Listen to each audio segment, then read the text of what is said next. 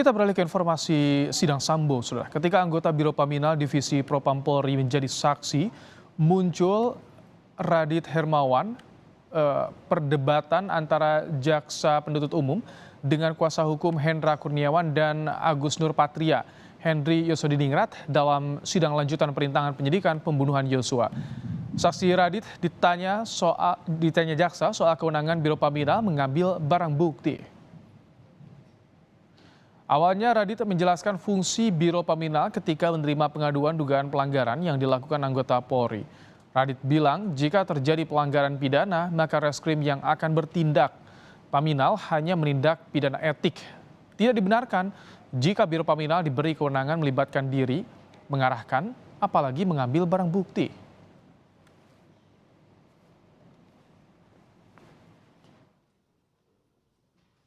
Tepat dilakukan kalau seorang sipil atau anggota Polri melanggar etika kode etik, kan begitu tadi ya, pengalamannya sudah cukup bagus.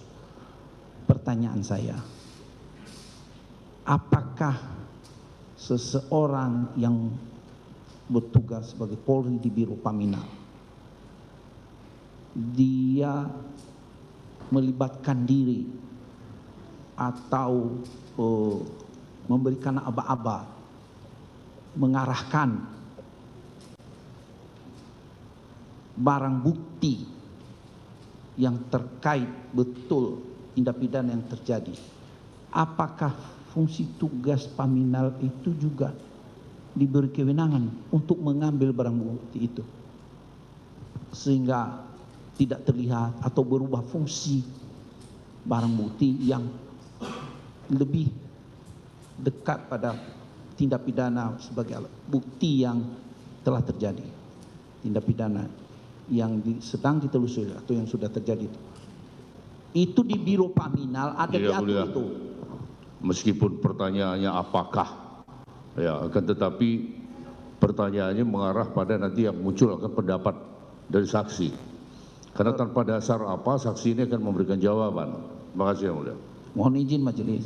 Baik, walaupun begini ya, sebenarnya ini dia sudah jelaskan tadi, ya. Tugas dari saksi ini di Paminal ini hanya kalau untuk terkait dengan barang bukti hanya untuk mendokumentasikan. Iya, hanya sebatas itu. Yang saya tanya majelis, barang bukti ini terambil atau diambil. Nah kalau gitu pertanyaan bisa enggak? Bisakah orang Paminal? Ya dari Biro Paminal ini mengambil. Bisa tidak? Bisa enggak? Di dalam peraturan ini tidak diatur seperti itu. Enggak. Tegas. Bisa kalau tidak diatur berarti tidak boleh kan begitu saja toh? Iya. Siap. Begitu. Siap. Iya. Tidak bisa. Tidak bisa. Tegas. Terima kasih. Itu maksud saya. Jangan dipotong dulu.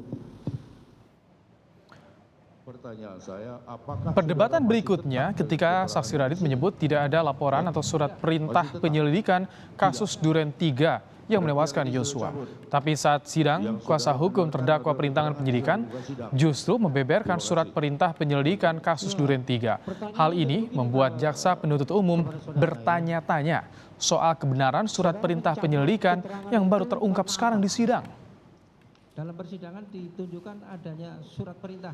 Pada saat saudara membuat penyampaian penjelasan dari penyidik, tidak pernah disampaikan adanya laporan informasi atau surat perintah. Karena tidak,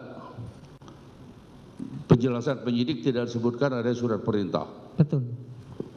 Kalau saya perlihatkan kepada saudara, ada surat perintah, bahkan ada laporan informasi khusus. Silakan maju ke depan.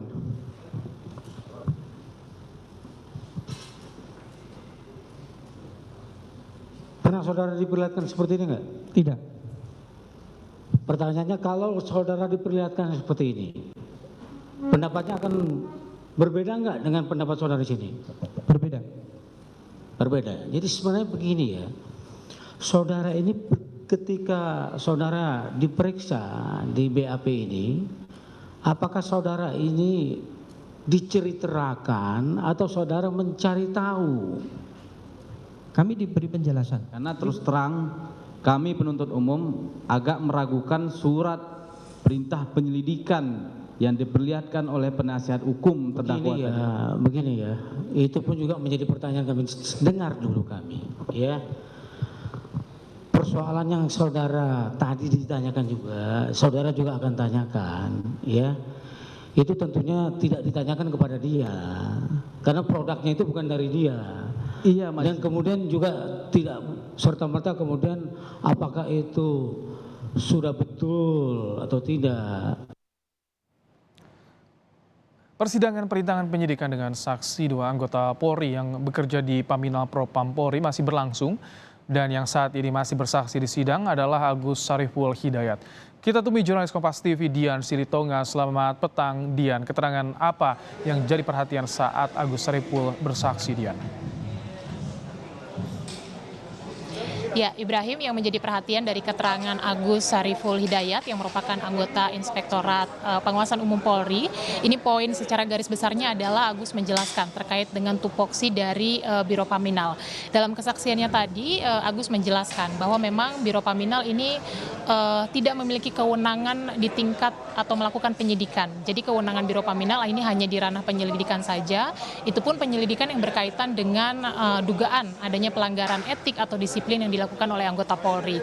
Jadi kalau nantinya, jadi kalau ada kasus anggota Polri yang memang terlibat dalam pelanggaran pidana, maka ini harus diserahkan atau dilimpahkan ke Bareskrim Polri.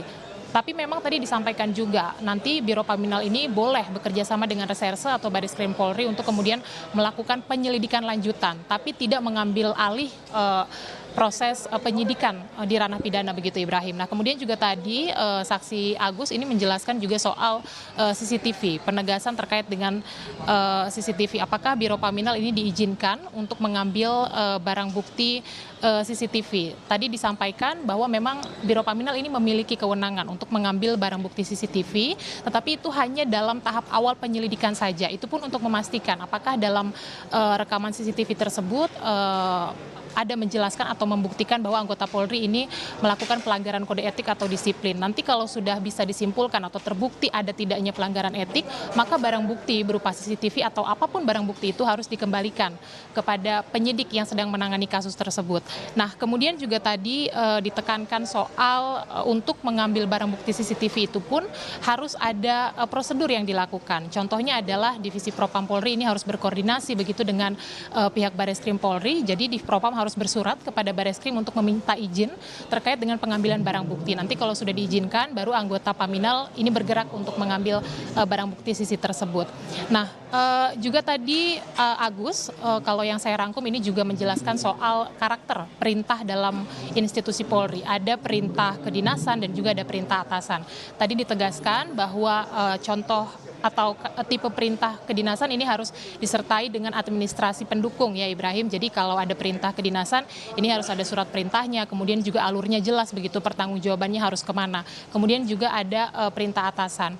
Nah, yang kami tangkap kesaksian dari Agus Sariful Hidayat, kemudian sebelumnya juga tadi ada Radit yang juga merupakan anggota dari Biro Paminal ini dihadirkan untuk meyakinkan majelis hakim atau untuk membantu jaksa penuntut umum membuktikan soal batasan-batasan perintah yang dikerjakan oleh masing-masing terdakwa. Karena seperti yang kita tahu bahwa terdakwa perintangan penyidikan ini berkali-kali dalam pembelaan dirinya mengatakan mereka sudah dalam kasus ini yang mereka lakukan adalah mereka melakukan perintah sesuai dengan perintah atasan begitu ya, tupoksi mereka.